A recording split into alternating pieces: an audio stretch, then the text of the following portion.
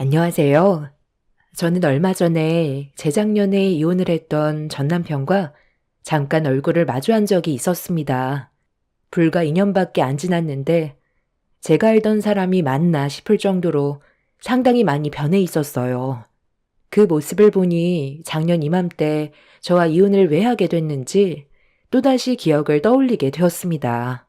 그날은 10년의 결혼 생활이 한순간에 무너지게 되었던 날이었고 제 삶에도 많은 변화가 찾아오게 된 날이었어요.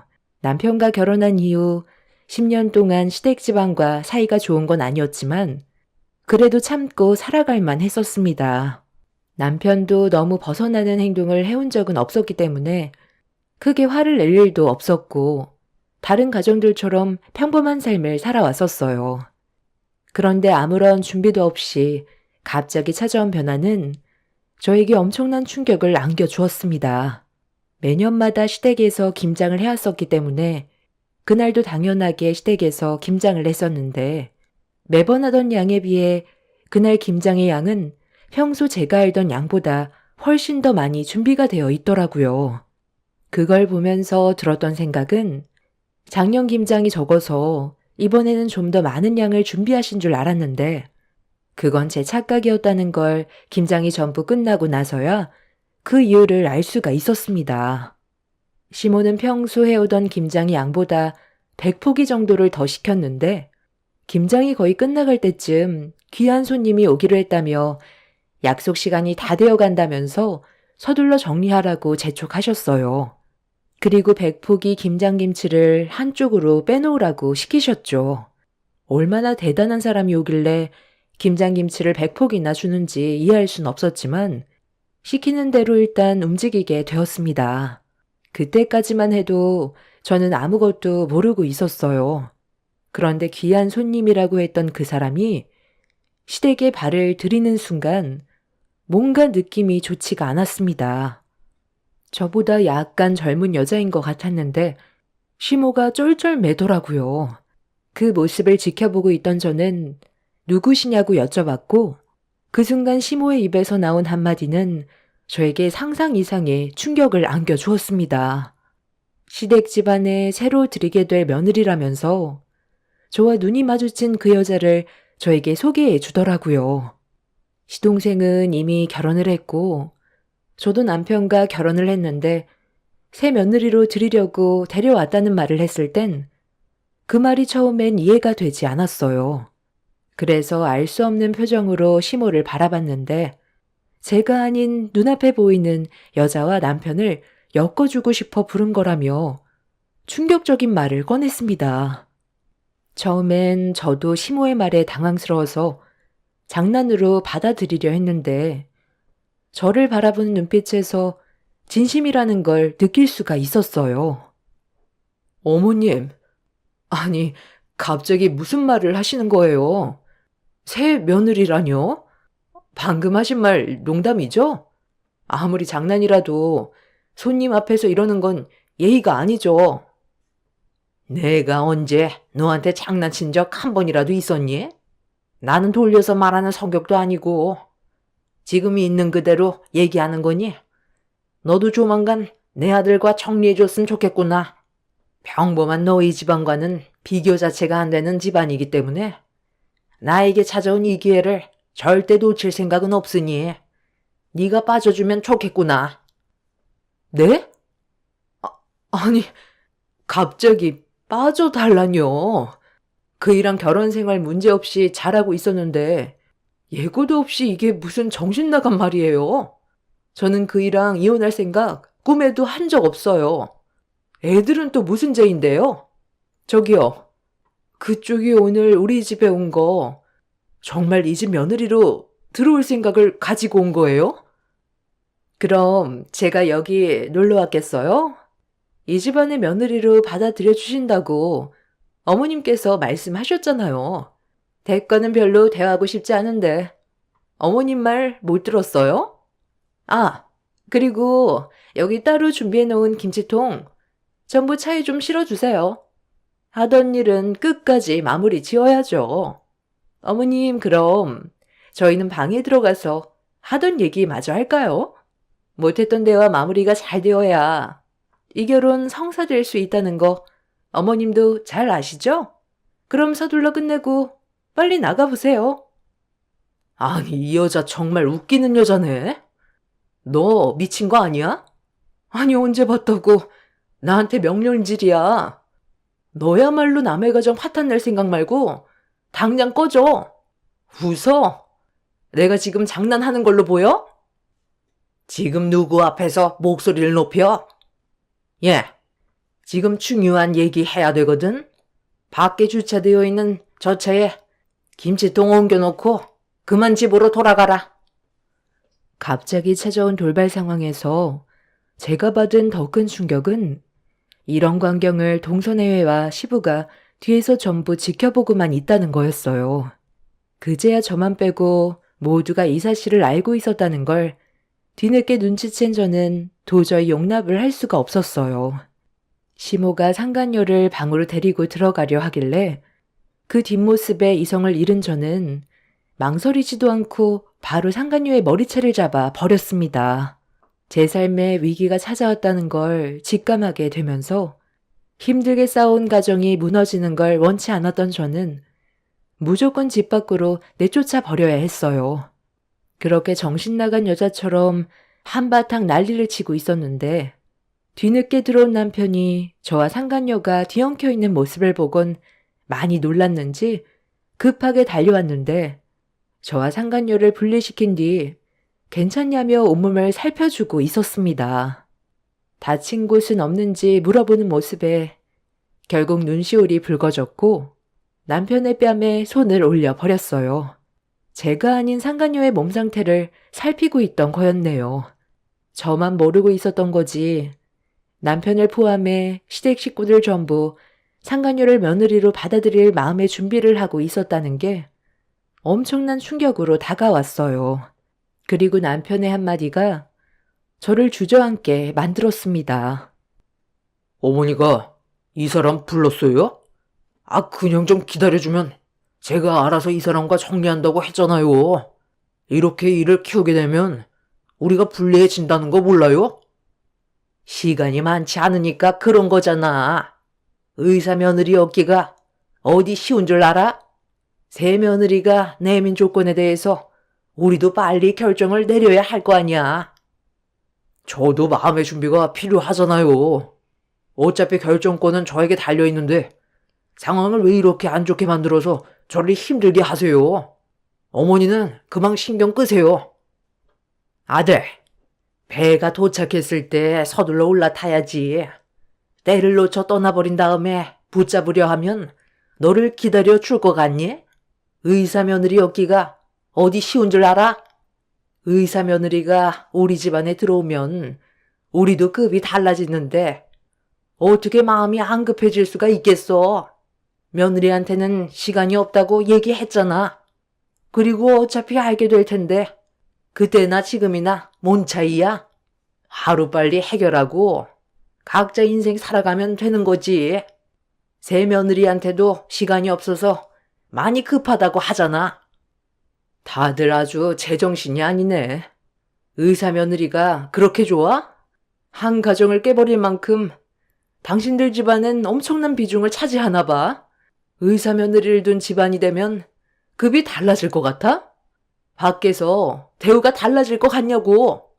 대충 말을 들어보면 전현이 서둘러 나를 내치고 이 자리에 앉고 싶어하는 이유가 있는 것 같은데 내가 순순히 그렇게 되길 기다려줄까? 몇 년이 걸리던 나는 소송으로 진행할 거고 내가 받은 피해에 대해선 전부 다 뜯어낼 거야. 누가 이기나 한번 해보자고. 소송을 하든 말든 그건 네가 알아서 하면 되는 문제니 앞으로 내 집에 얼씬거리지도 마라. 마음에 쏙 드는 내 며느리가 앞으로 모든 걸 태워주기로 했다. 그래요? 돈을 많이 주기로 했나 봐요. 무슨 이유 때문에 나를 내치고 이 자리에 전현이 앉으려는지 모르겠지만 아마 뜻대로는 안 될 거야. 저는 현관문 앞에 써여있는 김치통을 전부 다 뒤집어 엎어버렸고 시모가 화를 내며 저에게 달려들길래 김치를 손으로 한 뭉텅이 주워들어 시모의 얼굴을 향해 조금의 망설임도 없이 집어던져 버렸어요. 그리고 또다시 김치를 주워들어 명품 정장 차림의 옷을 입은 상간녀에게 달려가 얼굴과 몸에 사정없이 문질러 버렸습니다. 남편은 눈이 돌아버린 제 팔을 잡아 강하게 밀치길래 매운 김장 양념에 고통스러워 비명을 지르고 있는 상간녀의 얼굴을 닦아주는 남편을 향해 김치통을 머리 위로 부어 버렸습니다. 동선애와 시부가 힘을 합쳐 저를 밖으로 내쫓아 버렸고 저는 마당에 있던 긴 장대를 들어 뒷마당으로 가서 땅에 묻은 김치독을 전부 다 깨부숴 버렸습니다. 힘들게 고생해서 만든 김장김치가 그 인간들의 입으로 들어가는 게 너무 치떨리게 싫었어요. 하나도 먹지 못하게 김치독을 전부 깨부숴 버린 뒤 거친 숨을 고르고 있는데 얼굴이 김치 양념으로 범벅이 되어버린 얼굴로 저에게 달려와 장대를 뺏으려 하길래 사정없이 휘둘렀어요. 제 손에 묻어있던 양념 때문에 장대가 손에서 미끄러져 멀리 날아가 버렸고 시모가 가만두지 않겠다며 양손을 뻗어 제 머리채를 잡으려 하길래 김치를 묻어둘 때 쓰던 고무 장갑을 주워들어 시모의 뺨을 향해 세차게 내리쳐버린 뒤 한마디 했어요. 무슨 이유 때문인지 아직 듣진 못했지만 저 의사 며느리를 얻으려면 니들한테도 그만한 조건을 들고 왔겠지. 그리고 그 조건이 마음에 들어서 의사 며느리라는 타이틀을 얻고 싶어 나를 내치려고 그동안 몰래 관계를 만들어 갔을 텐데 끼리끼리 잘 노는 걸 보니 니들한테 꼭 맞는 안성맞춤 같네. 한심한 것들. 니들이 이런 식으로 나오면 잘 먹고 잘 살아갈 수 있을 것 같아? 내가 두는 부릅뜨고 얼마나 잘 사는지 지켜보겠어. 그리고 이건 내 몫이니까 내가 가져가. 고무장갑에 뺨을 맞은 시모는 저를 노려보고 있었지만 속수무책으로 저에게 당했어요. 제가 제정신이 아닌 걸 알기 때문에 괜히 또 건드렸다가 더 큰 일이 생길지도 모를 두려움을 제 눈빛을 보고 느꼈는지 부들부들 떨며 주저앉아 있었습니다. 그날 힘들게 만들었던 김장김치를 차에 실은 뒤 친정집으로 향했는데 갑작스럽게 너무 큰 충격을 받아서 운전을 제대로 할 수가 없어 갓길에 차를 세운 뒤 한참 동안 차 안에서 오열을 했어요. 10년의 시간 동안 힘들게 쌓아왔던 결혼 생활이 한순간에 무너지게 됐으니 맨정신으로 버틸 수 있는 상황이 아니었습니다. 그렇게 한참 동안 차 안에서 눈물을 쏟아낸 뒤 친정으로 들어갔고 만신창이가 되어버린 저를 보게 된 부모님께선 제 모습을 보고 경악을 했어요. 시댁에서 엄청난 충격을 받아 정신이 반쯤 나가 있었기 때문에 부모님은 그런 제 모습을 보고 놀랄 수밖에 없었죠.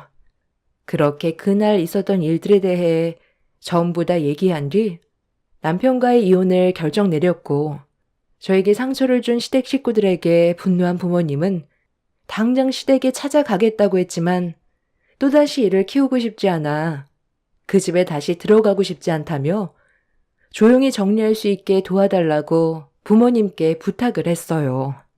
처음 이 사실을 알게 됐을 땐 분노한 마음이 커서 소송으로 가고 싶었지만 그 인간들의 얼굴을 장기간 보고 싶지 않았을 뿐더러 합의 이혼 시 위자료와 재산 분할 등 제가 원하는 조건으로 맞춰준다는 말에 속전속결 이혼을 추진했어요.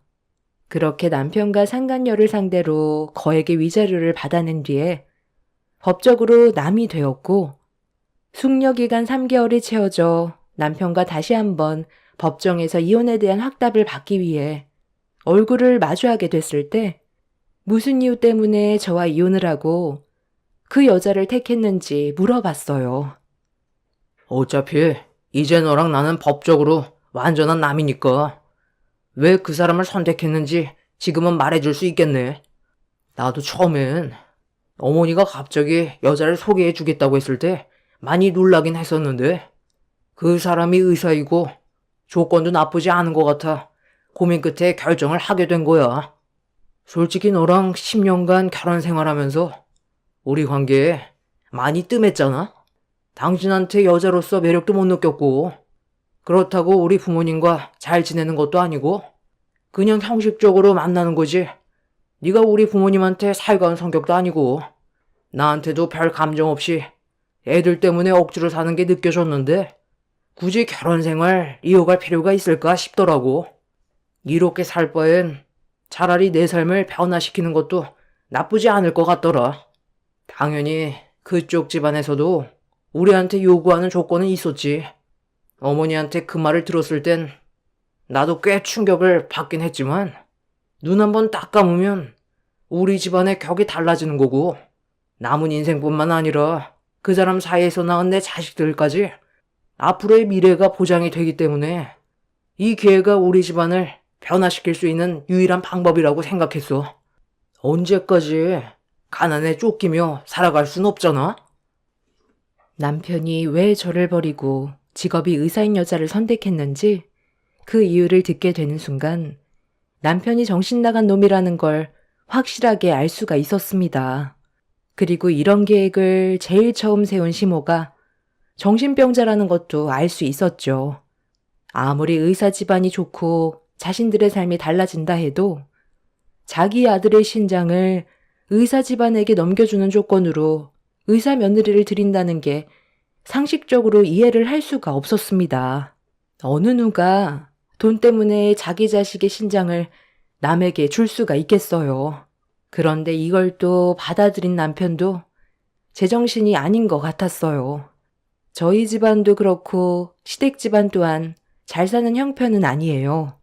남들처럼 평범하고 월급 받는 걸로 빚 갚아가면서 남은 돈으로 생활하는 그런 평범한 집안인데 누구나 그런 삶을 살아가고 있다는 걸 모르는 것도 아니면서 지들의 인생에 매일 불만을 가지고 있던 시댁 집안 사람들은 결국 돈 앞에서 모든 걸 버렸습니다.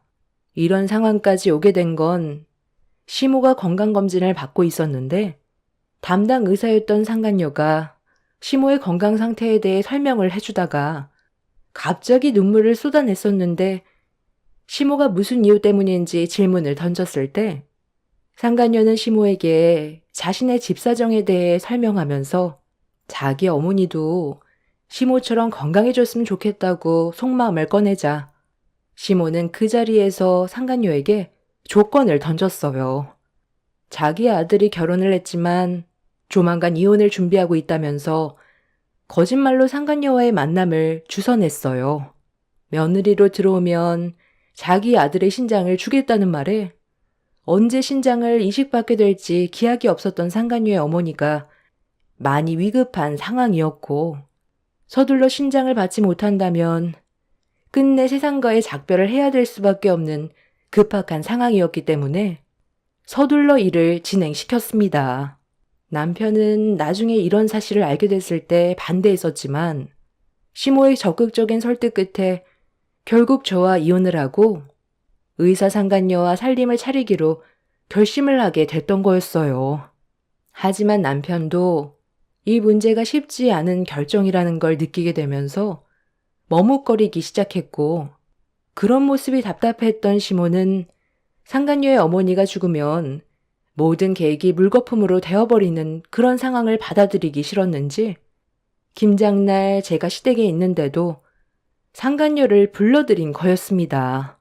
상간녀 또한 자기 어머니가 서둘러 신장을 받아야 하기 때문에 마음이 급한 건 시모와 같은 입장이었고 결국 지들이 원하는 목적을 이루기 위해 시댁에서 큰 난리를 친 거였어요. 이런 상황을 모두 듣게 된 저는 조금의 미련도 없이 남편에게서 돌아설 수 있었습니다. 법적으로 남이 된 이후 저는 친정 부모님의 도움을 받아 아이들을 키우면서 먹고 살기 위해 열심히 노력했어요.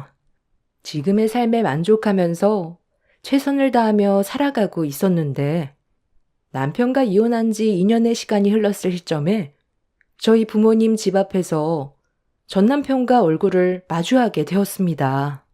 회사 직원들과 회식을 끝낸 뒤 서둘러 집으로 들어가려는데 전 남편이 제 이름을 부르는 목소리에 고개를 돌렸는데 그 사람의 얼굴을 보고 경악을 했어요. 그동안 잘 지내고 있었어? 우리가 헤어진 지 2년 만인가?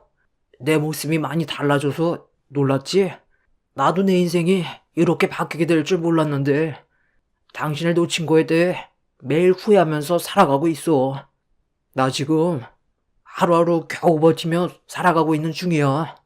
2년 전에 있었던 일들 기억하지? 그 여자의 어머니한테 내가 신장을 이식해주고 그 여자와 결혼하기로 했었잖아. 나도 지긋지긋한 가난이 싫었고 그 집안처럼 잘 살고 싶었거든. 넓은 아파트에 외제차 끌고 다니면서 의사 마누라 옆에 두고 호화스럽게 사는 그런 그림을 상상했기 때문에 내 신장 하나쯤은 그 여자의 어머니한테 줄 수 있을 줄 알았어. 하지만 막상 수술을 앞두고서 내 마음이 변하기 시작한 거야. 신장 이식을 하다가 잘못될 수도 있는 사례도 꽤 있다는 걸 조사하게 되면서부터 내 몸에 문제가 생길 수 있을지도 모른다는 생각이 머릿속에서 떠나지 않게 되자 결국 신장 이식 당일 병원에서 도망쳐 나갔어. 그리고 그때부터 지금까지 도망자 신세로 전락해버린 거야. 그 여자의 어머니는 결국 신장 이식을 받지 못해 끝내 숨을 거뒀다는 말을 듣긴 했는데 자식들도 해주지 않는 신장 이식을 굳이 내가 해줄 필요는 없는 거잖아. 그런데 이 모든 걸 내 탓으로 돌리더라고. 그지만 자식들은 지들 몸에 손대기 싫어서 마지막 순간까지 신장 이식을 해주지 않았으면서 나 때문에 죽었다고 절대 가만두지 않겠다며 한바탕 난리가 났었어. 결국 나의 두려움이 모든 걸 망쳐버리게 되었던 거지. 시간을 되돌려 보니까 내가 잘못 선택을 한 것 같아. 가족들은 나의 선택에 대해 용서할 수가 없다고 연을 끊어버렸어. 의사 집안을 놓쳤다고 화를 가라앉히지 못했고 그날 이후 나는 지금까지 우리 가족과도 연을 끊고 살아간 2년 동안 정말 외롭게 지내오면서 많은 걸 후회하고 반성하고 있는 중이야. 당신과 아이들에게 저지른 내 실수 용서해 줄 수 없을까? 그래서 이제 와서 뭐 어쩌라는 건데? 나랑 다시 시작하고 싶다는 거야? 네가 그때의 일을 후회하고 반성하면 뭐해? 내 마음속 깊이 남아버린 상처는 지워지지가 않는데 너 때문에 지금 내 삶이 어떻게 됐는지 봐봐. 나는 아직까지 그때의 일을 잊을 수가 없어. 나랑 그 여자가 몸싸움을 벌였을 때 네가 어떻게 했어? 나는 내팽개치고 그 여자 어디 다친 곳은 없는지 살펴주지 않았어? 나는 당신 아이 낳고 10년간 헌신하며 살아왔었는데 고작 돌아오는 건 버려진 거였어. 그때 내가 애들을 우리 부모님 집에 맡겨두지 않고 같이 그 집에 있었다면 충격적인 장면들을 전부 봤을 테고 아이들의 정신에도 문제가 생겼었겠지. 네가 어떻게 되던 나는 상관하지 않아. 너에 대한 감정 손톱만큼도 남아있지 않다고.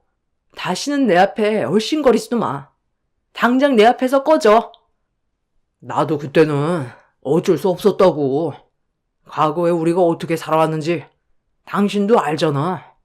힘들게 돈을 벌어도 가난에 벗어날 수가 없었는데 그런 삶이 나도 지치고 힘이 들었다고. 그때 내린 결정이 정신 나간 짓이었던 거 나도 인정해. 그만큼 우리가 가난했기 때문에 나도 모르게 말도 안 되는 조건에 혹했었지만 뒤늦게 깨달았고 신장을 주지도 않았잖아. 수술대에 올라갔을 때 당신과 아이들이 생각나더라고. 그때 내가 있어야 될 자리는 우리 가족들 곁이었어. 나 우리 집안과 연 끊었고 다시는 만날 일도 없을 거야. 과거의 잘못 한 번만 용서해주면 안 될까? 애들 생각도 해야지. 아빠를 그리워했으면 좋겠어. 2년간 정말 반성 많이 했어. 앞으로 당신과 다시 시작하고 남은 인생 살아가는 동안 평생 반성하면서 살아가도록 할게. 그러니 제발 나 좀 다시 받아주면 안 될까? 아니, 나는 네가 원하는 대로 해줄 수 없어. 어찌됐든 너는 나를 내치고 그 여자랑 새롭게 시작하려고 수술대까지 올라갔던 건 사실이잖아? 만약 신장이 아닌 너한테 피해가 없는 조건이었다면 너는 지금 이 자리에 없었겠지. 네가 잘못될까봐 두려워서 도망친 것뿐이잖아? 내가 얼마나 마음 아팠을지 생각은 해봤어? 아침 일찍부터 김장하던 그날 평소보다 100포기를 더했어. 나중에 그 사실을 알았을 때 기분이 어땠을 것 같아? 그 여자를 집에 들였을 때 내 모든 게 무너져 내렸어. 모두가 철저하게 나를 속이고 계획을 세웠던 걸 생각하면 지금까지도 소름이 돋는다고. 다시는 내 앞에 나타나지 마. 너랑 다시 시작하는 일 없고 애들 얼굴도 보여주지 않을 거야. 지금 너는 가족들에게 내쳐지고 오갈 데가 없으니까 아쉬워서 내 앞에 나타난 것뿐이야. 전 남편에게 등을 돌린 저를 붙잡더니 제 앞에서 무릎을 꿇고 용서를 구했어요. 하지만 저는 조금의 감정도 흔들리지 않았습니다. 그때 당시 받았던 상처는 회복이 되지 않았을 뿐더러 그 사람과 또다시 시작하게 됐을 때 그려지는 미래가 소름 끼치게 싫었어요. 전 남편은 제 발목을 잡고 끈질기게 놓아주지 않으려 하길래 제가 비명을 지르자 부모님께서 제 목소리를 들으셨는지 급하게 집 밖으로 나오셨고 전 남편과 얼굴을 마주하게 되는 순간 몽둥이를 들어 거침없이 휘두르셨어요. 전 남편은 저희 부모님의 행동에 놀랐는지 도망을 쳤지만 며칠간 계속 집주위를 맴돌며 저와 다시 대화를 시도하려고 하길래 경찰서에 신고를 했어요. 현재는 접근 금지 신청을 했지만 전 남편이 아이들 얼굴이 보고 싶다며 계속해서 접근을 하려고 기회를 보고 있는 중입니다.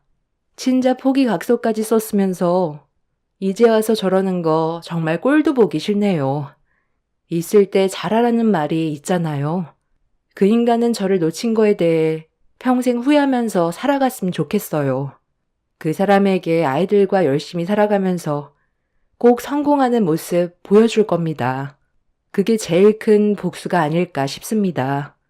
과거의 아픔 털어버리고 새 출발하는 제 인생에 여러분들께서 응원의 한마디 해주셨으면 좋겠어요. 힘이 되는 말 한마디가 삶에 많은 영향을 준다잖아요. 제 기막힌 사연 끝까지 들어주셔서 감사합니다. 안녕하세요. 자식은 눈에 넣어도 아프지 않다는 말이 있지만 저는 반대로 자식 때문에 피눈물까지 쏟아버린 뼈아픈 경험을 하게 되었습니다. 5년 전에 아들이 결혼을 하게 되면서 여러 가지로 많은 변화가 찾아왔는데 제가 제일 힘들었던 건 아들이 결혼을 하게 되면서부터 백수 생활을 시작했어요. 결혼 생활한 지 얼마 되지도 않았는데 갑자기 잘 다니던 회사를 그만뒀다는 통보를 받게 됐을 땐 아들의 행동을 이해할 수가 없었어요. 10년을 묵묵히 다니던 회사를 그만둔 이유를 알아야 했던 저는 집으로 직접 불렀어요. 전화 통화로는 말을 잘 하지 않더라고요. 그렇게 아들과 며느리의 얼굴을 마주한 뒤 대화를 이어나갔어요. 그때 당시 며느리가 임신을 했던 상태라 앞으로 돈 들어갈 곳이 많은데 무슨 생각으로 일을 그만뒀는지 물어봤는데 아들의 입에서 나온 말은 저를 당황스럽게 만들었어요.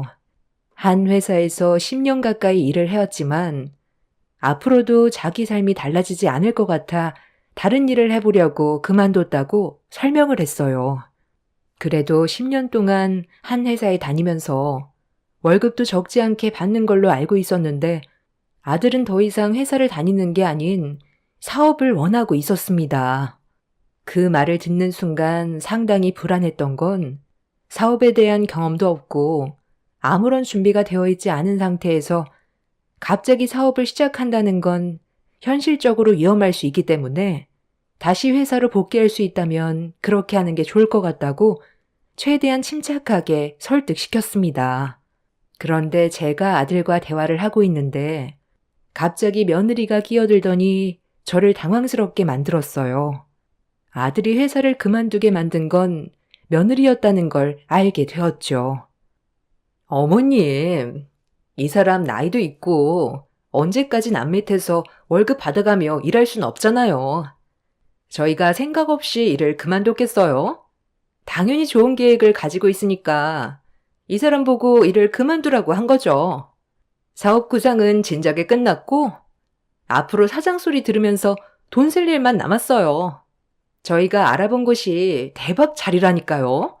살짝 모자라는 돈은 어머님이 지원해 주시면 딱 좋을 것 같은데. 그렇게 해 주실 수 있죠? 이 사람 이미 사직서 냈고 이제 돌이킬 수 없어요. 언제부터 이런 생각을 가지고 있었던 거니? 내가 봤을 땐 너희들 그냥 일을 저질러 버린 것 같은데 나보고 도와달라고 말만 하면 돈이 나오는 줄 알아? 아유, 걱정하지 마시고 저희 믿고 지원 좀 해주세요. 이 사람이 한 직장에서 꾸준하게 10년을 일해왔으면 그만큼 다른 일도 끈기 있게 잘할 수 있지 않겠어요? 이번에 집 사는데 돈을 다 써버려서 여유가 많이 없는데 엄마가 충분히 도와줄 수 있잖아요. 아버지 떠나시고 나서 그 재산 꽤 되는 걸로 알고 있는데 이럴 때 저희 좀 도와주세요. 나중에 잘 되면 엄마한테 빌린 돈 다시 갚을게요. 아들이 이렇게까지 얘기하는데 모른 척 갈 건 아니죠? 어머머머, 이가 진짜? 갚는다는 얘긴 왜 해?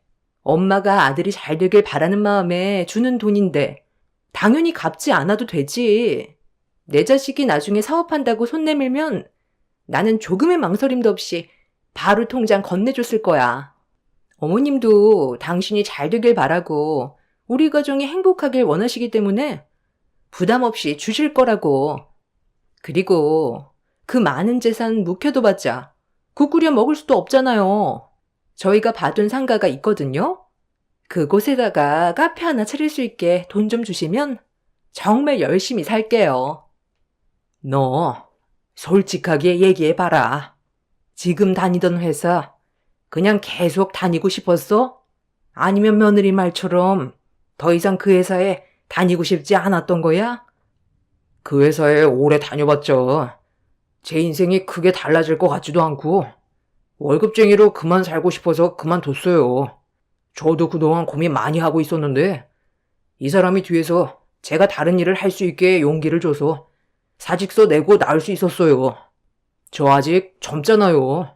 충분히 다른 일 알아볼 수 있고 저도 사장 소리 듣고 싶어요. 사업이 쉬운 게 아니라는 거 너희 아버지가 살아계실 때 옆에서 지켜봐 놓고도 그런 말이 나와? 엄마는 네가 갑자기 내린 결정이 많이 불안하다. 제가 선뜻 돈을 주지 않으려 하자 좋게 설명을 하던 며느리의 목소리가 조금씩 변하기 시작했어요. 아들은 며느리의 눈치가 보였는지 조급한 말투로 명확한 답을 주길 원하길래 어쩔 수 없이 도와주기로 결정을 내릴 수밖에 없었습니다. 그렇게 아들 내외가 알아보게 된 상가에 카페를 차릴 수 있게 금전적으로 도움을 줬어요. 둘 다 열심히 하겠다고 들뜬 마음으로 시작하게 된 카페가 잘 되길 저도 간절히 바라며 성공적인 출발이 될 수 있게 옆에서 응원을 해줬어요. 그런데 잘 될 것 같았던 기대와 다르게 처음엔 손님들이 좀 몰리는 것 같더니 시간이 좀 지나면서 카페엔 파리만 날리는 시간들이 길어지자 결국 우려가 현실로 되어 버렸습니다. 말로는 엄청 열심히 하고 잘할 것처럼 얘기해놓고 막상 카페를 운영할 수 있게 금전적인 지원을 해줬는데 밥상을 차려줘도 먹지 못하는 모습에 기분이 좋지 않았네요. 결국 버티고 버티다가 예상했던 대로 카페는 1년도 채우지 못하고 폐업 처리를 하게 되었습니다. 그리고 아들 내외는 먹고 살 길이 막막해지자 저에게 다시 한번 또 찾아와 손을 내밀었어요. 당연히 거절을 했고 이 문제로 아들과 언성을 높이게 되는 상황까지 와버렸네요. 아, 제 말이 맞다니까요. 상가 위치가 너무 안 좋았었고 저희가 아무래도 처음 시작하던 사업이라 너무 몰라서 폐업 처리가 된 거지. 다음은 더 잘할 수가 있어요. 이 사람 말이 맞아요. 저희가 처음 하는 사업이라 지식이 너무 없어서 원하는 방향대로 가진 않았지만 다음번엔 정말 잘할 수 있어요. 이번에는 신중하게 위치 선정해서 한 번 하는 거 제대로 해보려고요. 카페를 차리기 적합한 부지를 몇 군데 봐뒀거든요. 어머님도 이번에 같이 좀 봐주셨으면 좋겠어요. 너희들이 폐업을 하게 된 건 자리 탓이 아니라 영업을 하는 데 있어 태도가 문제라는 생각은 안 해봤니? 기본적으로 장사를 하기 위해서 제일 우선시되어야 하는 문제가 뭐야? 친절인데 너희들 행동은 어땠니? 커피 한 잔 시켜놓고 죽치고 앉아 있는다며 손님을 내쫓질 않나? 손님이 원하는 커피를 시키려 해도 비싼 음료를 주문하게끔 강압적인 모습을 보이는데 어느 누가 그런 카페에 들어가 커피를 사 먹겠어? 입장을 바꿔서 생각을 해봐라. 기본적인 것부터가 잘못됐는데 상가 위치나 따지고 있으니 내가 화가 안 나게 생겼어? 너희들은 아직 사업할 준비가 덜 된 것 같으니까 다시 본래의 자리로 돌아가는 게 좋을 것 같다. 어머님, 그건 저희도 먹고 살아야 하니까 그렇게 한 거죠. 가게 월세도 내야 하는데 꼭 커피 한 잔 시키고 몇 시간 동안 죽치고 앉아있으면 얼마나 스트레스 받겠어요? 그리고 카페에 오는 손님들마다 아메리카노만 시키면 어떻게 가게 운영을 할 수가 있어요? 다른 것도 추천을 해준 것 뿐이라고요. 엄마 말뜻이 무슨 말인지 못 알아듣는 거니? 그런 걸로 뭐라고 그런 거야? 너희들 태도가 문제라고 몇 번이나 얘기해. 손님들한테 웃으면서 대화하면 좀 좋아. 장사가 안 됐는데 어떻게 웃음이 나올 수가 있어요? 만삭이라 서 있는 것도 힘들고 숨쉬기에도 버거운데 그런 것까지 해야 되는 거예요? 장사라는 게 그래서 힘든 거다. 남의 돈 벌어먹는 게 쉬운 줄 알아? 너희들이 원하는 대로 모든 게 이루어지면 이 세상 사람들 전부 부자게? 나는 지원해줄 생각 없다. 다시 한번 사업을 하고 싶으면 기본부터 가서 배우고 와라. 그리고 확실하게 모든 게 준비됐을 때 너희 스스로 대출을 받던 알아서 해결해. 엄마는 더 이상 지원 못 해준다. 엄마, 정말 이럴 거예요? 저보고 다시 남 밑으로 들어가서 일을 하라고요? 이미 사장 소리를 들으면서 일을 했었기 때문에 남 밑에선 절대 못한다고요. 어머님, 정말 너무하세요. 사업에 성공한 사람들도 몇 번의 실패 끝에 정상에 올라설 수 있는 거라고요. 무작정 안 된다고 하지만 말고 한 번 더 기회 좀 주세요. 그런 사람들은 너희들보다 100배, 1000배 간절했고 성공을 위해 쉬지 않고 연구하면서 끊임없이 노력한 사람들이야. 너희들과 생각하는 것 자체가 다른데 다시 시작한다고 달라지는 게 있을 줄 알아? 내 눈에 흙이 들어와도 절대 안 되니까 그만들 돌아가라. 원하는 내 대답은 여기까지다. 아들 내외는 제가 다시 한번 도와줄 거라 생각했는지 당연시하게 요구하고 있었어요. 절대로 안 된다고 하자 거품을 물면서 저를 잡아먹을 듯이 화를 내며 도와달라고 강요를 하길래 더는 대화조차 하고 싶지 않아 먼저 자리에서 일어나 방으로 들어와 버렸어요. 아들은 곧 태어날 손주도 생각해야 하지 않냐면서 길거리에 나앉게 만들 거냐고 방문을 강하게 두드렸지만 아무 말도 하지 않았어요. 그렇게 한참 동안 방문을 두드리던 아들은 제가 고집을 꺾지 않으려 하자 결국 집으로 돌아가 버렸네요. 저도 아들이 사업에 실패를 했을 때 마음이 아팠지만 그렇다고 실패하는 족족 금전적으로 도와준다면 나중엔 당연시하게 생각하고 또 요구하게 될 거라는 걸 알기 때문에 마음을 강하게 먹을 수밖에 없었습니다. 제가 원하는 대로 아들이 사업에 대한 기본적인 지식이 쌓일 때까지는 금전적인 지원은 절대로 해주지 않았어요. 세상이 호락호락하지 않다는 것도 알아야 하고 밑빠진 독에 물 붓기라 어느 정도 시간이 필요해 보였습니다. 결국 아들 내외는 발등에 불이 떨어지자 본인들이 원하는 걸 얻어내기 위해 밑바닥부터 다시 배우기 시작했습니다. 저는 그 모습을 묵묵히 지켜보았고 며느리는 중간에 출산까지 하게 되면서 정신없이 바쁜 시간들을 보내고 있었네요. 그렇게 어느 정도 시간이 흐르고 저도 출산한 며느리를 위해 몸조리에 신경을 써주면서 제가 할 수 있는 선에선 최선을 다해줬어요. 그런데 며느리는 제 얼굴을 볼 때마다 항상 불만이 가득했고 서운한 마음을 표출했습니다. 어머님, 정말 너무하세요. 다른 집안들은 아들 손자 낳아주면 원하는 건 다 해준다는데 어머님은 저 몸조리 해주시는 거 외엔 아무것도 없잖아요. 그이가 지금 힘들게 남 밑에서 일하고 있는데 불쌍하지도 않으세요?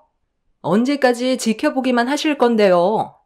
저는 충분히 배울 만큼 배웠고 이제는 잘할 것 같은데 이제 그만 도와주시면 안 돼요?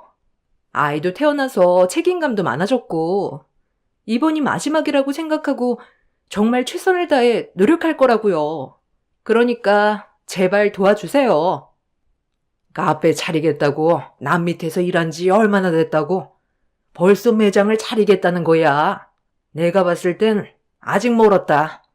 그런 건 내가 알아서 판단해서 결정할 테니까 너는 쓸데없는 생각하지 말고 애나 잘 봐라. 카페에서 아르바이트 하는 걸로도 둘이 입에 풀 칠 정도는 할 수 있잖아. 힘들고 고생해봐야 마지막 기회는 놓치지 않을 거 아니야. 꼭 이렇게까지 해야 되는 거예요? 아버님이 남기고 가신 재산 평생 먹고 살 정도로 많다면서요. 그럼 한 번 정도는 더 도와줄 수 있는 거잖아요. 그렇다고 펑펑 쓰면 그 돈이 바닥은 안 나니? 돈을 쓸 생각만 하지 말고 어떻게 하면 돈을 벌 수 있을지 생각을 해야지. 재산이 많다고 생각 없이 썼다간 결국 길거리에 나앉는 건 순식간이다.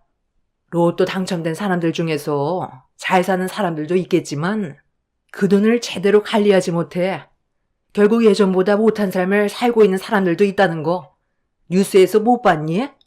내가 가지고 있는 재산도 언젠간 바닥을 보인다는 거다. 그러기 때문에 두 번의 실패는 있어서는 안 되고 어떻게 해서든지 성공을 위해 기초부터 제대로 배워야 한다는 건데 뭐가 그리 급하다고 얼굴 볼 때마다 불만투성해 시애미를 못 잡아먹어서 안달이야? 며느리와 한참 동안 얼굴을 붉히면서 쉬지 않고 대화를 이어나갔어요. 아무리 설명을 해도 제 말을 알아듣지 못하는 것 같아 답답하기만 했습니다. 남편이 암으로 떠나기 전에 사업이 크진 않았지만 그래도 꾸준하게 성장했었고 저희 가족 먹고 사는데 문제는 없었어요.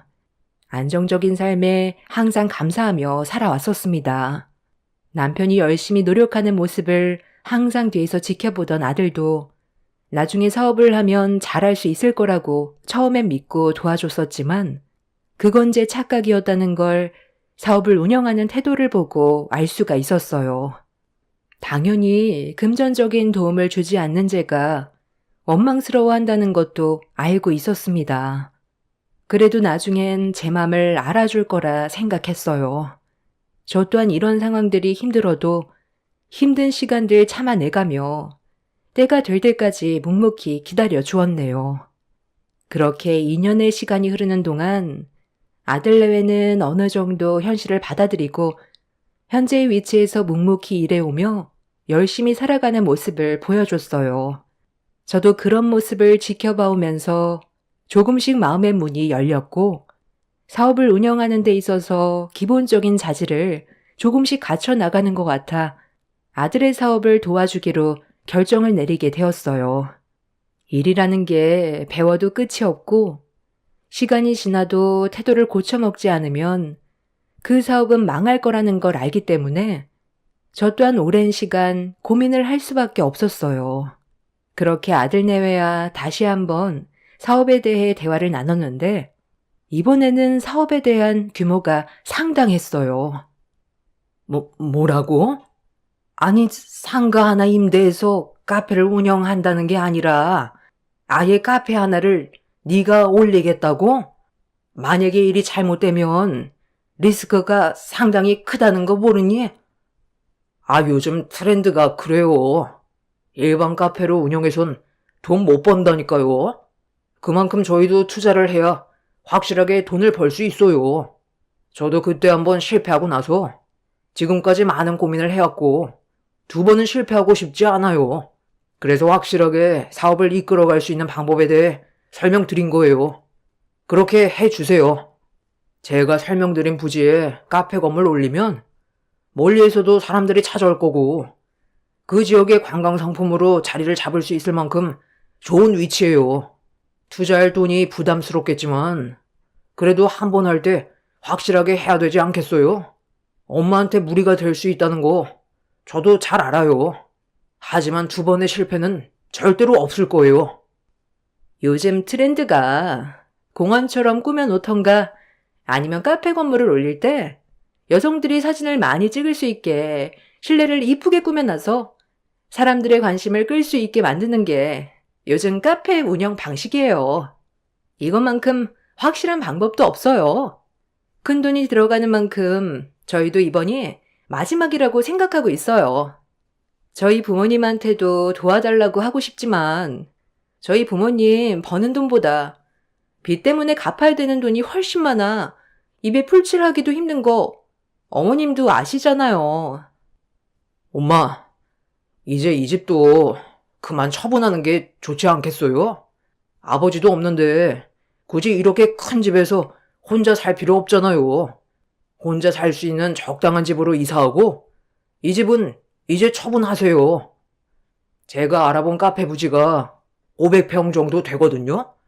그거 매입해서 카페 올리고 이것저것 장비까지 구매해서 직원들 뽑으면 수십억은 들 테니 여유 자금이 많은 게 좋지 않겠어요? 그러니 이 집도 처분해서 저희가 안정적으로 카페를 운영할 수 있게 도와주세요. 그렇게 해줄 거죠? 제 생각과 아들내외의 생각은 하늘과 땅 차이였어요. 저는 상가 임대 하나 받아서 다시 시작할 줄 알았는데 아들내외는 이미 다른 계획을 가지고 있었습니다. 아들은 예전과 다르게 본인이 직접 조사해온 카페들을 보여주면서 매출이 얼마 정도 되고 하루에 몰리는 손님 또한 상당하다는 걸 계속해서 어필을 했어요. 엄마인 저로서 아들을 믿지 못하는 건 아니었지만 불안한 건 어쩔 수 없었습니다. 그렇게 한참 동안 고민하고 아들내외의 설득 끝에 결국 다시 한번 믿어보기로 했어요. 자식이 원하는 삶을 살아갈 수 있게 꿈을 펼치도록 엄마인 제가 아들을 위해서 큰 결정을 내리게 되었습니다. 결국 내 재산과 집을 팔아 500평 규모의 카페를 차려주게 되었고 온 가족의 인생이 걸려있을 정도로 저희 가족에겐 마지막 결정이었습니다. 이번에 잘못되면 다들 길거리에 앉을 정도로 경제적으로 상황이 안 좋아지게 되는 거였죠. 그렇게 아들이 머릿속에 그려놓은 카페를 만들어 가게 되었고 오픈 결과 처음에는 많은 손님들이 몰려 들어왔어요. 자리가 없을 정도로 미어 터졌고 성공적인 결과를 얻어낼 수가 있었습니다. 처음엔 오픈한 지 얼마 되지 않아서 잠깐 반짝이고 사그라들 줄 알았는데 불안했던 마음과 다르게 카페는 안정적으로 운영이 되어가고 있었고 직원이 모자랄 정도로 많은 사람들이 몰려왔어요. 워낙 일이 바쁘다 보니 제가 아이를 돌봐줘야 하는 상황까지 생겼는데 여기서 문제가 생겼습니다. 며느리 대신 집에서 육아를 하며 바쁜 시간을 보내고 있는데 갑자기 며느리한테 전화가 왔어요. 어머님, 지금 카페는 정신없이 바빠 죽겠는데 집에만 계실 거예요? 애 보는 건 카페 와서도 할 수 있는 거잖아요. 당장 애 들쳐매고 카페로 서둘러 와주세요. 아니, 카페에 사람이 얼마나 많은데 거기에서 애를 어떻게 돌보니? 괜히 감기라도 걸리면 어쩌려고 그래? 그리고 지금 내가 한가한 줄 알아? 너희들 카페 운영하는 게 바쁘다 보니까 집안일은 아예 손도 못 대고 있어서 밀린 집안일까지 내가 전부 다 하고 있는데 집에서 내가 노는 걸로 보여? 일손이 모자라면 직원을 뽑아야지. 지금 당장 뽑을 순 없잖아요. 며칠 내로 직원 몇 명 더 충원할 거니까 그때까지만 카페로 나와주세요. 애도 집에만 있는 것보단 바깥바람 쐬는 게 좋죠.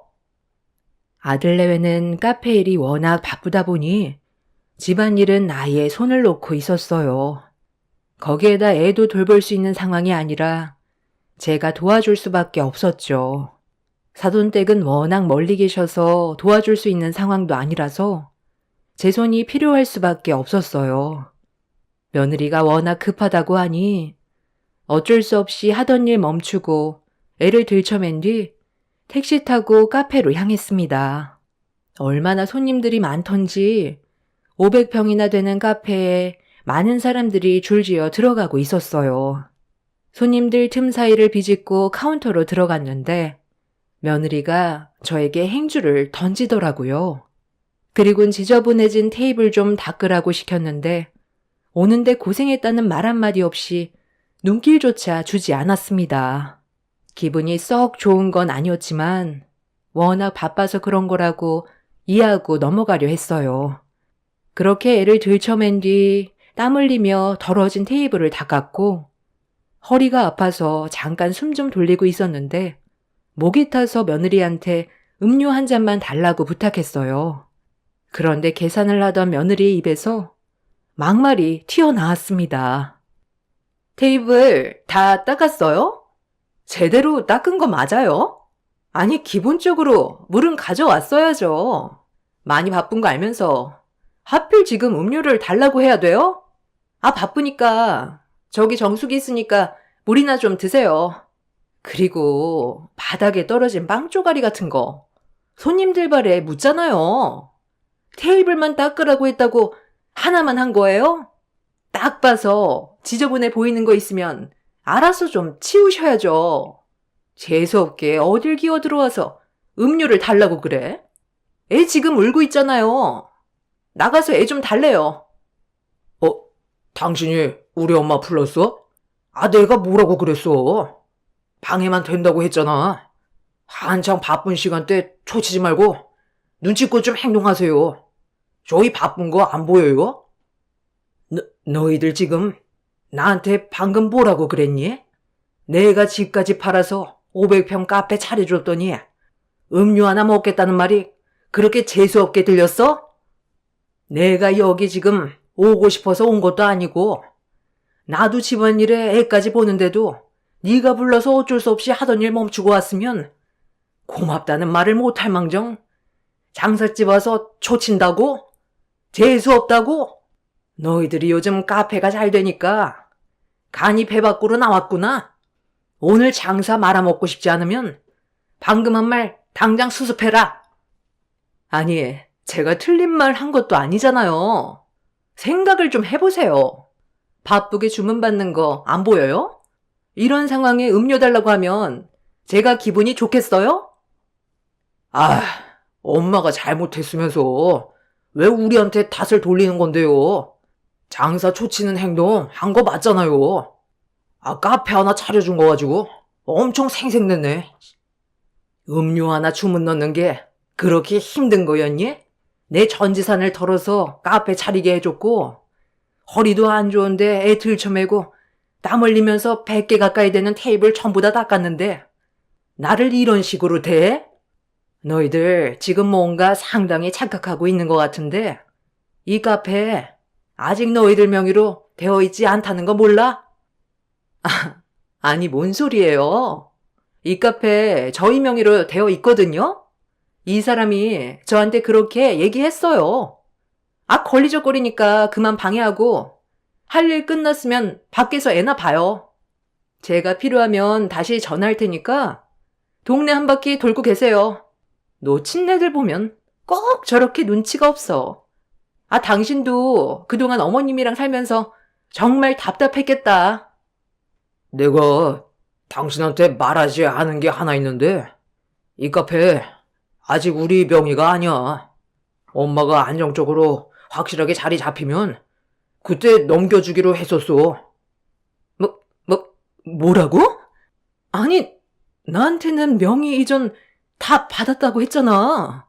아니, 그런 중요한 말을 왜 지금에서야 하는 건데? 나는 지금까지 이 카페가 우리 명의로 되어 있는 줄 알았잖아. 어차피 시간 지나면 내 명의로 되는 건 당연하니까 굳이 명의 이전은 나중에 될 거라는 말을 했다가 얼굴 붉히게 되는 일 생길까봐 일단 카페부터 차려야 할 것 같아. 엄마의 말대로 명의 이전은 나중에 받고 카페 건물만 올리게 된 거야. 나도 바쁘니까 깜빡하고 있었는데 일단 상황 수습부터 해야 되겠는데? 개념 없는 며느리의 막말에 저는 평생 지워지지 않을 상처를 받아버렸어요. 며느리는 아들에게 뒤늦게 명의가 이전되지 않았다는 말에 사색이 된 얼굴로 저에게 용서를 구했지만 이미 상황을 뒤집기에는 며느리와 아들의 행동이 실망스러웠고 받아줄 마음도 없었습니다. 사태가 커지게 되자 며느리는 불안했는지 저를 조용한 곳으로 데리고 와서 진심으로 용서를 구했어요. 하지만 그런 이중적인 모습이 너무 실망스러웠던 저는 아들네를 카페에서 내쫓아 버렸습니다. 한창 장사를 하다가 갑자기 밖으로 내쳐지게 되자 사람들이 웅성거리기 시작했고 아들네는 당황해선 저와 좋게 풀어가려 했지만 이미 마음의 문이 닫혀 버렸습니다. 카페가 좀 잘 된다고 저를 무시했던 그런 행동들이 시간이 지나면 더 심해질 거라는 걸 저는 확신하고 있었어요. 사람은 쉽게 변하지 않기 때문에 카페의 명의가 이전되는 순간 며느리와 아들은 저를 내쳐버릴 것 같아 카페는 제 소유로 끝까지 가지고 있는 게 맞는다고 판단하게 되었습니다. 그리고 지금까지 아들 내외는 카페에 출입을 하지 못하고 있어요. 제가 직접 직원들을 고용해 카페를 운영하고 있습니다. 시간이 지날수록 카페는 입소문이 나서 점점 잘 되고 있는데 그런 모습을 지켜볼 수밖에 없는 아들 내외는 지금 속이 타들어가고 있는 중일 거예요. 그때 너무 큰 상처를 받아서 일절 도와주지 않고 금전적인 도움도 주지 않고 있습니다. 아들은 일단 먹고 살기 위해 다시 일자리를 구해 일을 하고 있긴 하지만 그 자리가 아들의 위치인 것 같습니다. 그리고 이 문제로 사돈댁에서도 전화가 왔지만 제가 며느리의 잘못된 행동에 대해 확실하게 짚고 넘어가니 아무 말도 하지 못하더라고요. 언제까지 제가 카페를 잡고 있을지 모르겠지만 아들 내외는 분명 자기 잘못에 대한 후회보다 제가 이런 결정을 내렸다는 거에 분노만 한가득 차올랐을 것 같습니다. 더는 믿고 싶지도 않고 남은 인생 그냥 저 혼자 속 편하게 누리면서 살까 생각 중입니다. 다른 노년분들도 자식들에게 휘둘리지 말고 자신의 위치를 반드시 찾으시길 바랍니다. 제 사연 들어주셔서 감사합니다. 안녕하세요. 저는 시동생 결혼식이 끝나고 피로 현장에서 충격적인 경험을 하게 돼서 사연 신청하게 되었습니다. 시동생이 결혼식을 올리기까지 여러 가지로 힘든 시간들이 많았었지만 가족 간의 분열을 원치 않았던 저는 최대한 좋게 넘어가려 했어요. 하지만 시어머니의 잘못된 행동이 결국 되돌릴 수 없는 결과를 만들게 되었습니다. 동서가 시동생과 결혼을 하겠다고 인사를 왔을 때부터 시모는 뭐가 그리 마음에 안 들었는지 동서가 새 며느리로 들어오는 걸 강하게 반대를 했어요. 가족들 전부 다 동서를 좋게 봐주고 있는데 시모만 동서를 며느리로 들이는 걸 너무 심하게 거부를 해서 가족들 전체가 상당히 난감했었고 최대한 좋은 분위기로 만들어가려고 모두들 노력을 했었지만 시모는 예비 동서에게 눈에 흙이 들어와도 절대 받아줄 수 없다면서 난리를 치는 바람에 상당히 힘든 시간들을 보내왔습니다. 저를 며느리로 받아들인 것도 후회 중인데 새 며느리는 본인이 원하는 그런 며느리를 들여야 한다면서 계속해서 고집을 부리셨지만 시부의 허락으로 결혼식을 성사시킬 수 있었습니다. 일단 식을 올렸으면 좋게 며느리로 받아들이면 모두가 평화롭게 지낼 수 있을 텐데 시모는 결혼식이 끝난 뒤 피로 현장에서 술을 좀 많이 마셨는지 많은 하객들이 지켜보고 있는데도 동서에게 막말을 거침없이 뱉으셨어요. 그런 모습에 하객들의 얼굴이 일그러졌고 저희 부부는 그런 시모의 돌발 행동을 수습하기 위해 먼저 집에 들어가시는 게 좋을 것 같아 최대한 서둘러 정리를 하려던 순간 시모가 제 뺨에 손을 올렸습니다. 갑작스럽게 일어난 일이라 당황한 저는 상당한 충격에 빠져 시모를 멍하니 바라봤어요.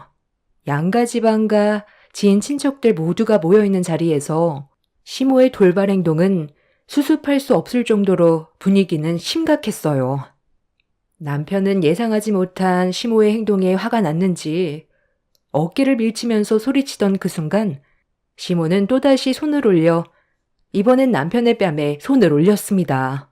가족들 전체가 난리치는 시모를 말렸는데 그런 모습을 동선의 가족들이 전부 다 지켜보곤 동서에게 결혼한 거에 대해 후회하지 않냐면서 늦지 않았으니 지금이라도 접어도 상관없다면서 시모의 행동에 상당한 충격에 빠져 있으셨어요. 제가 동선의 부모였다면 당연히 똑같은 말을 했을 것 같습니다. 불같은 성격에 언제 어디서 튈지 모를 시모의 성격을 맞추고 사는 건 정말 쉽지 않은 문제인데 동서를 며느리로 인정해주지 않았다는 것만으로도 이미 결혼 생활은 순탄치 않을 거라는 걸 눈앞에서 여실히 보여주고 있었어요. 동서도 시모의 그런 모습을 보곤 고민을 많이 하고 있는 듯 보였어요. 동선의 부모님께선 시동생이 정말 좋은 사람인 건 맞지만 시모가 결혼식을 올렸는데도 반대하는 모습을 보일 정도면 앞으로의 결혼 생활은 안 봐도 눈에 훤하다고 냉정하게 결정했으면 좋겠다는 말을 하셨어요. 시동생은 동선의 부모님이 동서한테 하신 말들을 옆에서 듣고 있다가 서둘러 상황을 정리하려고 시모를 말렸지만 시동생 또한 예외 없이 뺨을 맞게 되자 시부는 자리를 박차고 일어나 시모를 바닥으로 패대기 쳤어요. 당신 제정신이야? 다른 날도 아니고 오늘이 어떤 날인지 몰라서 통제가 되지 않을 정도로 술을 마시고 깽판을 쳐? 당장 사돈 분들께 사죄하고 당신이 방금 손 올린 행동에 대해 애들한테도 잘못을 구해야 할 거야. 왜 당신 입장만 생각을 하는 거야? 사돈 분들께서 내린 결정은 아무것도 아니라는 거야? 그냥 아무 생각 없이 결혼식을 진행했겠어? 내 아들이 부족한 점들이 많아도 서로 좋아서 결혼을 하겠다는 건데 당신이 왜 애들의 앞날을 막으려는 거야? 애 인생 망치고 싶어서 작정했어? 이럴 거면 차라리 당신 혼자 나가서 살아. 가족 모두가 애들의 결혼을 축하해주고 있는데 당신 때문에 좋은 날을 망쳐야 되겠어? 오늘 이 자리에 참석해준 모든 분들께 용서를 구하고 망친 분위기 다시 제자리로 돌려놔. 그렇지 않으면 땡전 한 푼 없이 쫓겨날 줄 알아. 조용히 안 넘어가면 어쩔 건데 나랑 이혼이라도 하겠다는 거야? 내가 마음에 들지 않는다고 몇 번이나 이 결혼을 반대했었는데 당신이 먼저 내 말을 무시했잖아. 내 성격 빤히 알면서 이런 일이 생기게 될 거라곤 짐작 못했어? 내 말을 무시한 대가야. 나는 절대로 이 결혼 인정할 수 없으니 당장 파혼해. 엄마가 왜 내 인생을 함부로 결정하려 하는 건데? 이 사람이 뭐가 부족해서? 내가 능력이 좋은 것도 아닌데 이 사람이 나랑 결혼해 주는 것만도 감사하게 생각해야 한다고. 결혼하려고 인사하러 갔을 때부터 반대한다고 난리쳤어도 결혼식만큼은 조용히 지나갈 줄 알았는데 그냥 오늘 이 시간 이후로 엄마 얼굴 안 보고 사는 게 좋겠어. 이 사람과 행복하게 살 자신이 있어서 신중하게 결정을 내린 건데 나한테 평생 씻지 못할 상처를 줘서 감사하네요. 뭐야? 내가 너를 어떻게 키웠는데 감히 얼굴을 안 보고 살겠다고? 저딴 계집애 때문에 엄마를 버리겠다는 거야? 너를 어떻게 키웠는데 엄마를 버릴 수 있어? 나 같아도 도련님과 같은 결정을 내렸을 것 같아요. 오늘은 평생 기억에 남을 중요한 결혼식이었어요.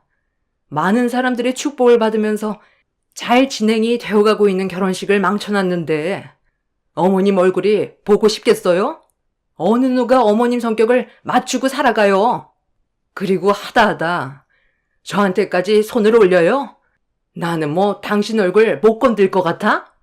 당신도 한번 당해봐. 당신 고발할 거고 법적으로 소송 진행할 거니 그런 줄 알아? 저는 흥분한 나머지 시모를 밀치며 멱살을 잡았어요. 시모 때문에 양가 집안에 심각한 문제가 생기게 되자 시부는 이런 사태를 최대한 빨리 수습하기 위해 시모를 조금의 망설임도 없이 피로 현장에서 내쫓아 버렸어요. 그렇게 어수선했던 상황들이 겨우 정리가 되고 시부는 동선의 가족분들께 진심으로 용서를 구한 뒤 최대한 좋게 마무리를 지으려 했는데 피로 현장에서 쫓겨난 시모가 다시 들어왔습니다. 시부가 힘들게 정리를 했는데 시모가 이번에도 또다시 분위기를 망치게 된다면 돌이킬 수 없이 파혼으로 이어지게 되는 건 당연한 거였기 때문에 남편이 시모를 가로막았어요. 그런데 그 순간 남편 쪽 친척 한 분이 가까이 다가오더니 충격적인 말을 꺼냈습니다. 좀 전까지만 해도 보관해 두고 있었던 축의금이 사라졌다며 아무리 살펴봐도 보이지가 않는다고 난감해하고 있었어요. 남편은 그 말을 듣자마자 침착하게 친척분과 대화를 나눴는데 사라진 금액이 180만 원 정도라는 말을 들을 수 있었습니다. 시모 때문에 어수선한 분위기 속에서 축의금까지 없어졌다는 말을 듣게 되자 남편도 화가 머리끝까지 올라와 버린 것 같았어요. 그동안 함께 살아오면서 얼굴이 붉어질 정도로 화가 올라온 남편의 모습은 그때 처음 봐서 무슨 일이 꼭 터질 것만 같은 불안함에 남편을 진정시키려고 옆에서 말을 붙였어요. 그런데 남편 옆에 있던 저와 눈이 마주친 시모가 갑자기 양손으로 제 머리채를 순식간에 잡아채더니 갑자기 밑도 끝도 없이 제가 축의금을 가져간 게 확실하다면서 막말을 쏟아내더니 상황을 더 안 좋게 만들었어요. 앙큼한 년? 다른 것도 아니고 감히 축의금에 손을 대? 내가 이래서 며느리를 잘 들어야 한다고 했던 거다. 너희들의 결혼을 예전에 반대만 했어도 이런 문제가 생겼겠니? 가져간 축의금 당장 이리 안 내놔? 결혼을 반대한 나보다 축의금을 도둑질한 네가 더 나쁜 년이야. 아무리 돈에 눈이 멀었다 해도 어떻게 축의금을 가져가? 오늘 내 속이 발칵 뒤집어졌는데 아주 잘 됐네. 경찰 올 때까지 아주 혼쭐 내주마. 손버릇이 나쁘면 손을 절단해야지. 내가 축의금을 훔치는 걸 어머님이 봤어요? 잘 알지도 못하면서 지레짐작으로 잘못도 없는 사람을 범인으로 몰고 가면 안 되죠. 증거 있어? 증거 있냐고? 그냥 인정하면 될 것을 끝까지 아니라고 발뺌하고 있네. 이러니 내가 널 며느리로 받아들이지 않고 있었던 거다. 딱 보면 질적으로 안 좋아 보이는 게 내 눈엔 보이니까 네가 우리 집안 식구로 들어오는 걸 반대했던 거다. 아들, 너는 엄마를 막을 게 아니라 집안에 먹칠한 처년을 감옥에 쳐넣어야 되는 거라고. 뭐하고 서 있어? 당장 경찰서에 잡아가라고 해야지. 살다 며느리가 축의금에 손을 댔다는 건 또 처음 들어본다. 잘못도 없는 저를 축의금에 손을 댄 범인으로 지목을 하고 있었는데 시동생이 남편에게 다가오더니 동선의 축의금도 일부가 없어졌다면서 그 금액이 200만 원 정도 된다고 충격적인 말을 꺼냈어요. 언제 어디서 어떻게 이런 일이 발생이 됐는지 이해가 되지 않아 모두들 난감해하고 있었는데 시모가 또다시 머리채를 잡으려 손을 뻗치려 하길래 시모를 강하게 밀치며 남편의 뒤로 몸을 피했어요.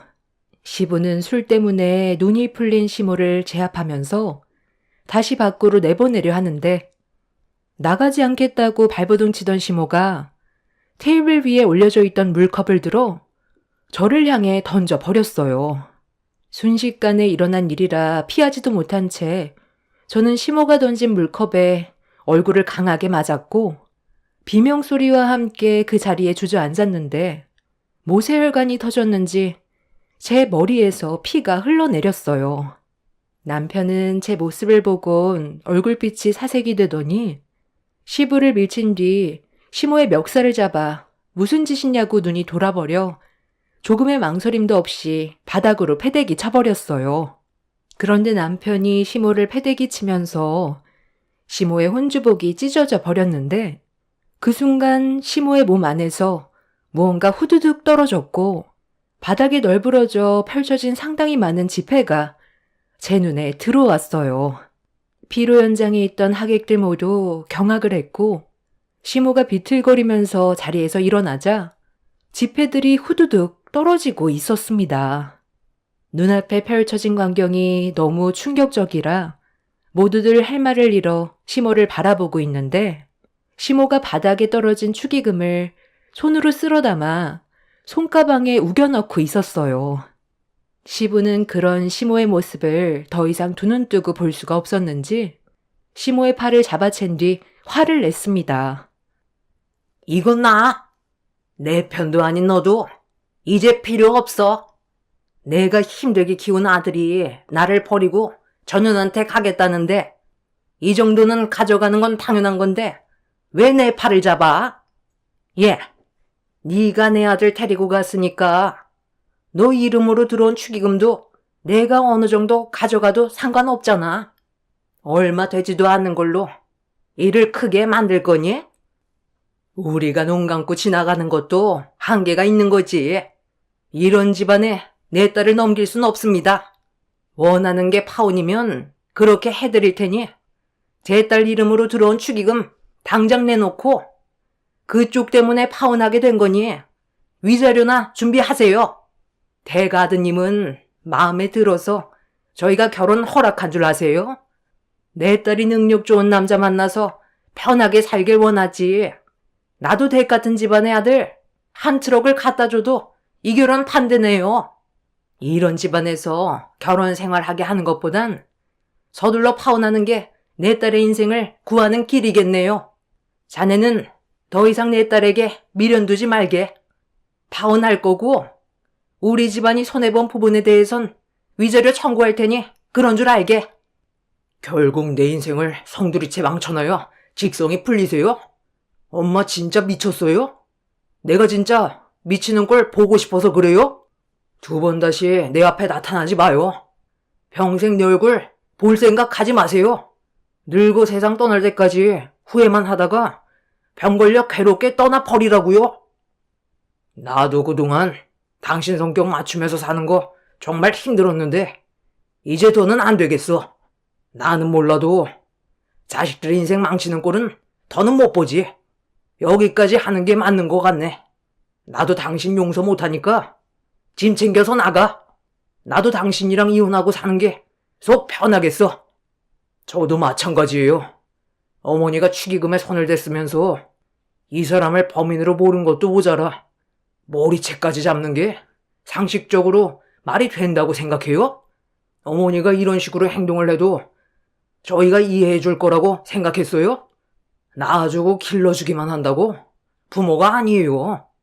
다른 것도 아니고 동생 결혼식 날 이 난리를 치는 사람은 어머니밖에 없을 겁니다. 어디 한번 평생 외롭게 살아보세요. 땅을 치고 눈물을 쏟아내도 저는 절대로 받아주지 않을 겁니다. 내가 뭘 어쨌길래? 너희들이 내 말을 무시했으니까 이런 일이 생긴 거잖아. 나는 투명 인간이냐? 너희 아버지가 결혼 허락하면 끝인 거야? 내 기준에 마음에 들지 않는다고 분명 얘기했는데도 너희들은 내 말을 듣지도 않은 채 결혼을 강행했잖아. 둘 다 내 속을 뒤집어 놓으니까 이런 문제가 생긴 거지. 도대체 당신이 원하는 며느리감은 뭔데요? 엄청난 재벌의 여자가 며느리로 들어와야 되는 거야? 당신 집안 수준도 생각을 해야지. 그리고 어느 누가 당신 같은 성격을 맞추면서 며느리 생활할 수 있을 것 같아? 나니까 이 정도 맞추면서 살았던 거라고. 당신 같은 인간은 어머니 대접해줄 필요도 없어. 그동안 참고 지내왔던 건 그래도 이 사람의 어머니라서 그런 거지. 남이었으면 국물도 없었어. 당신 내 얼굴에 상처 낸 거 뼈저리게 후회하게 될 거야. 아주 깜빵에서 썩어봐야 정신 차리지? 시모는 제 말이 끝나기가 무섭게 저에게 달려들었고 이판사판이라고 쑥대밭이 되어버린 마당에 더 이상 참지 않아도 된다고 판단한 저도 시모에게 달려들었어요. 피로 현장은 난리가 났고 경찰들이 뒤늦게 들어와 상황을 정리하고 나서야 모든 게 끝이 나게 되었습니다. 결국 시모의 잘못된 행동으로 인해 시동생과 동서는 파혼 얘기가 나왔는데 시부가 힘들게 식을 올린 만큼 파혼만큼은 안 된다면서 시모가 해야 될 사죄를 시부가 대신 동선의 가족분들께 구했어요. 시부의 간곡한 부탁과 시동생이 동서를 붙잡고 애원하면서 최대한 좋게 풀어가려 노력했고 동선의 가족분들은 생각할 시간이 필요하다는 답변을 주셨네요. 시부는 이성을 잃어 조금의 망설임도 없이 시모와의 이혼을 선택했어요. 그렇게 시부모님은 결국 오랜 결혼 생활 끝에 서로 남남이 되어버렸고 더 이상 법적으로 부부관계가 아니게 되자 동선의 가족분들도 어느 정도 마음이 가라앉았는지 시동생과의 결혼식을 파혼으로 끝내지 않고 그대로 혼인신고할 수 있게 진행시켰습니다. 그렇게 둘은 힘들게 법적인 부부로 이어지게 되었지만 결혼식에 있었던 일들은 평생 안 좋은 기억으로 남아버렸을 겁니다. 저는 시모를 상대로 법적 소송을 제기해 제가 받은 피해에 대해 위자료를 받아냈지만 그걸로는 상처받은 제 마음이 풀리지는 않았어요. 그래도 더 이상 고약한 시모의 얼굴을 안 봐도 돼서 그걸로 위안 삼으며 남편과 함께 서로 의지하며 지내오고 있었습니다.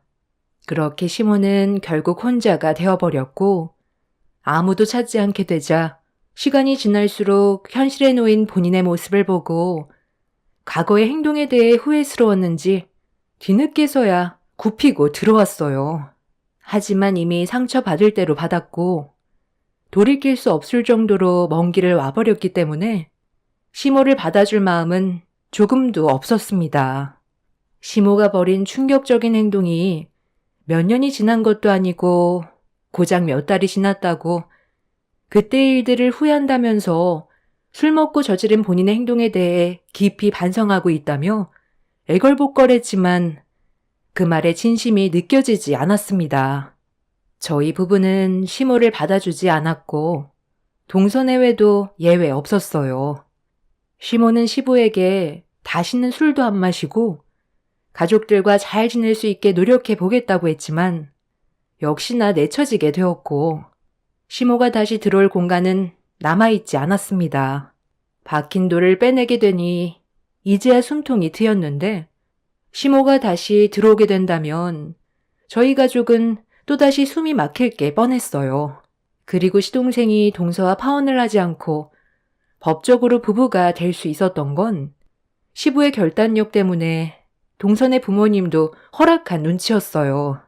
시부도 시모에게 질려버려서 조금의 감정도 없었기 때문에 절대로 합칠 일은 없을 거라고 확고한 의지를 보여주셨습니다. 시모가 애원을 해도 받아주지 않게 되자 마지막까지 발악을 하는 모습이 참 어이가 없었습니다. 얼마 전부터 몸이 좀 안 좋길래 병원에 다녀왔는데 나보고 위암이라고 그러더라. 소화가 좀 안 돼서 요 근래 스트레스 받는 일이 많다 보니까 대수롭지 않게 넘겼는데 갑자기 위암이라고 하니까 내가 얼마나 놀랬겠니? 나도 이렇게 당황스러운데 너희들도 많이 놀랐지? 과거에 했던 몹쓸 짓들에 대한 벌을 받고 있나 보다. 혼자가 되고 병까지 걸리니까 가족의 존재가 나한테 얼마나 소중한지 이제야 깨닫게 됐는데 많이 늦은 거니? 나한테 딱 한 번만 기회를 줄 순 없는 거야? 그동안 실망스러운 행동을 보인 거 나도 정말 많이 후회하고 있다.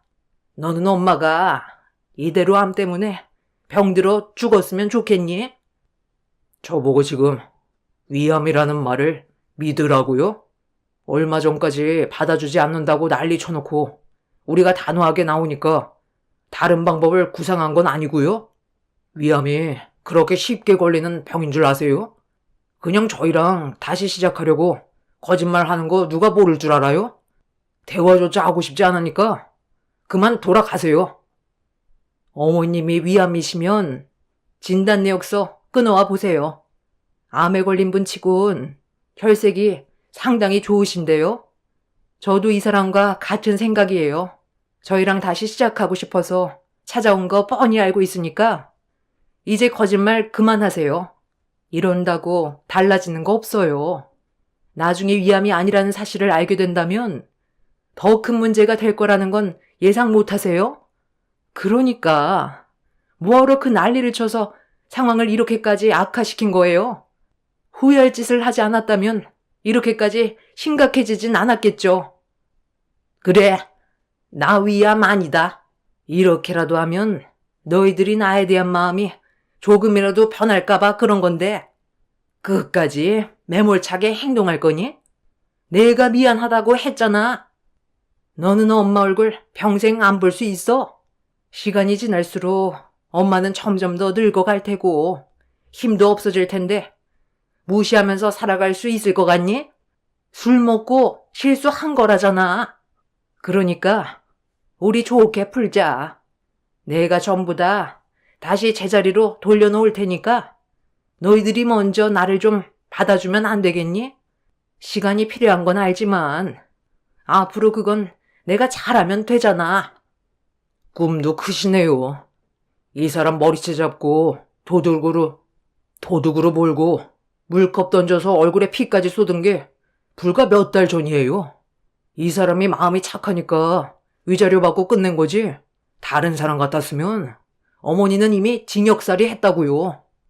지금을 감사하게 생각하면서 살아가세요. 그때나 지금이나 제 마음은 조금도 달라지지 않았어요.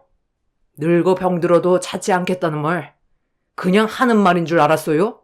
조금의 거짓말도 안 보태고 진심으로 했던 말이니까 제발 구차하게 그만 찾아오세요. 뭐라고? 너 방금 엄마한테 구차하다고 했니? 엄마가 평생 외롭게 사는 걸 원하는 거야? 그럼 너는 마음이 편할 것 같아? 내가 널 어떻게 키웠는데?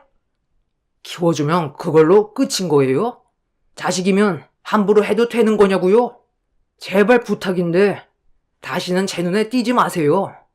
부모라도 인간 같지 않으면 예외 없어요. 남편의 말이 끝나자마자 시모는 남편의 뺨에 손을 올렸어요. 그리고 무서울 정도로 노려보셨는데 눈시울이 붉어진 걸 볼 수가 있었습니다. 시모에게 상처되는 말을 거침없이 쏟아낸 남편도 마음이 편치 않다는 걸 알기 때문에 상황이 또다시 안 좋아지는 걸 원치 않았던 저는 다시는 찾아오지 말라며 현관문을 닫아버렸습니다. 그날 이후 시모는 더 이상 저희 집에 찾아오지 않았어요.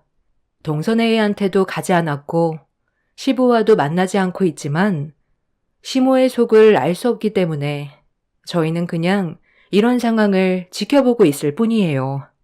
어차피 시모는 달라지지 않을 사람이고 저희가 나중에 시간이 지나고 다시 받아준다 해도 또다시 과거의 성격으로 다시 돌아가는 건 시간 문제일 것 같습니다. 시모가 없는 지금의 삶이 훨씬 더 심적으로 편하다는 걸 가족 모두가 알고 있는데 이미 끝난 관계인 시모를 다시 받아줄 필요는 없다고 생각해요. 지금은 어느 정도 기력이 있어서 불같은 성격을 가지고 있지만 나중에 나이 먹고 거동조차 힘들 때 가족의 도움이 필요한 시점에 과거의 행동을 돌아보며 땅을 칠 겁니다. 나이를 먹어갈수록 가족이 얼마나 소중한지 깨닫게 된다는데 시모는 끝까지 저희 부부에게 위암이라고 거짓말까지 한 걸 보면 아직 정신 차리기에는 시간이 많이 필요해 보이네요. 이 세상 사람들이 본인의 삶에 만족하면서 살아가는 사람이 과연 몇이나 되겠어요. 서로 최대한 맞춰가면서 살아가는 거고 현실에 최선을 다하는 것뿐인데 시모는 자기 자신의 기분대로 상대방이 맞춰가야 한다고 생각하고 고집을 부려서 이런 결과를 가져오게 만들었습니다. 얼마 전에 온 가족이 시댁에 모인 적이 있었는데 시부의 안색이 상당히 좋아지셨더라고요. 그만큼 상대방이 끼치는 영향이 얼마나 많은 비중을 차지하는지 알 수 있었습니다. 서로 조금씩 배려하고 맞춰나간다면 행복한 가정을 충분히 꾸려나갈 수 있는데 시모는 그걸 못해서 내쳐지게 된 게 참 안타깝기만 합니다. 안 좋았던 그날의 기억은 지워지지 않겠지만 앞으로 남은 인생의 앞날엔 좋은 기억만 만들어 가고 싶네요. 제 사연을 들어주셔서 감사합니다.